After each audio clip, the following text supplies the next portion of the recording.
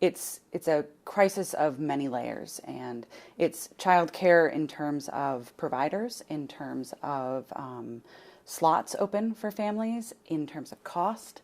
There's a lot of different factors that are playing into a serious challenge that families and providers are facing right now. So what does that care look like now if there's only that one spot with multiple people trying to fight for it?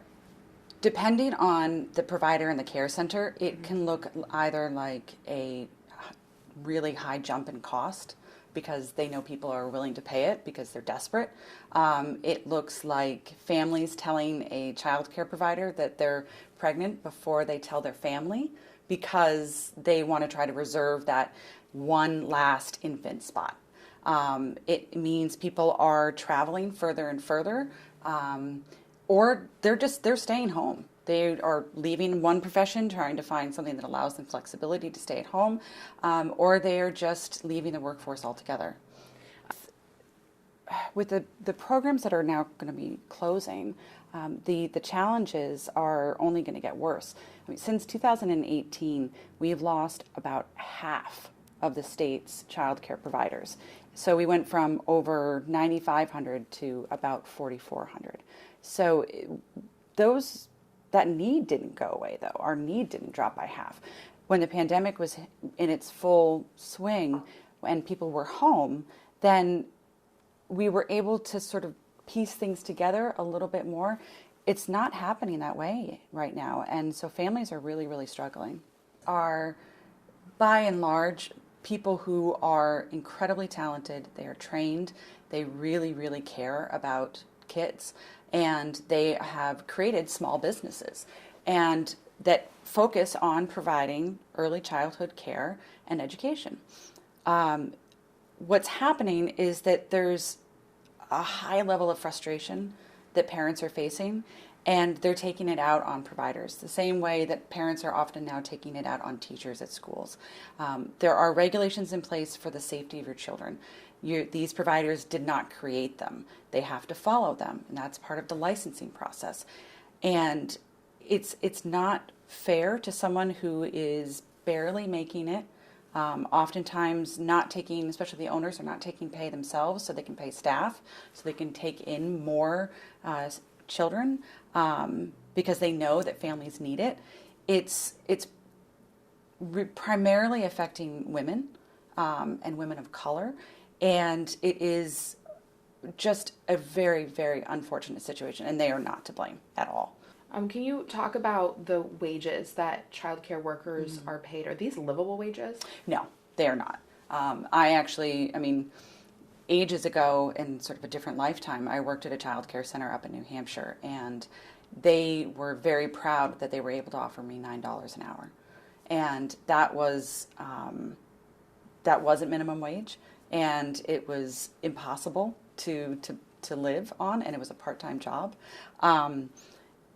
Right now, providers are being paid sometimes barely minimum wage, and there is a broad range, though, and that's where the inequities come in, because there are some care centers that are able to pay more, and sometimes that means that they charge more. Sometimes it's a for-profit run center, and that is an entirely different beast than someone who is running a 6-child room or small center out of their home. What do you think the solution is for Connecticut then? What can we do differently to make ourselves, because I know that we have issues, but we don't have as many issues as other states. Right. So what can we do to set an even better example for the rest of the country?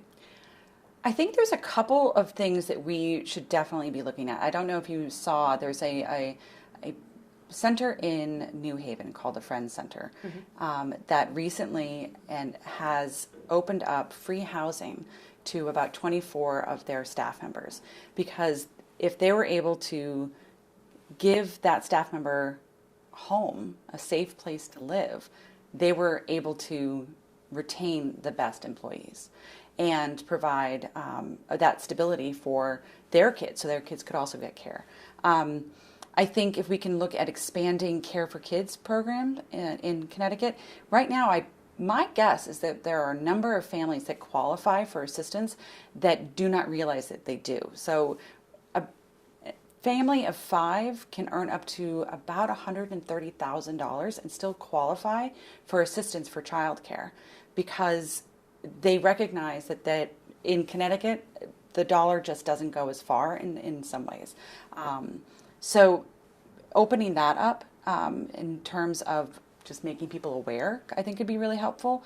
Potentially expanding Care for Kids to providers so that if you, and staff members, so if I am looking for work and I am a parent to young children, if I can work somewhere and my kids are being given care and it wouldn't be a cost to me, that's a great place to work. You feel taken care of, you know your kids are safe. That's a huge weight that could be lifted off of someone. So looking at how we offer different incentives to employers and how we try to create an environment that people want to work in and feel comfortable putting their kids into. Do you think universal preschool would ever be a thing?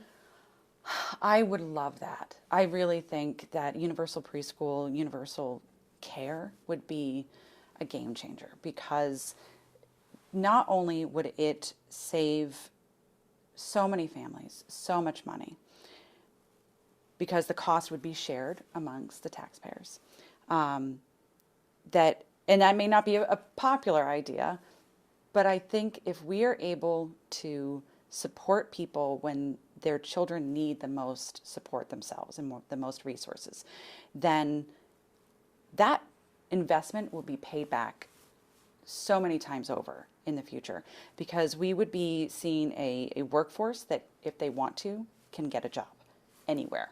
We have twice as many openings right now as we do people who are unemployed in the state of Connecticut.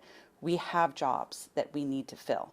If people aren't able to get a job because they do not have reliable daycare, then that hurts everyone. That hurts a business, it hurts the economy, it hurts their family, their long-term earning potential.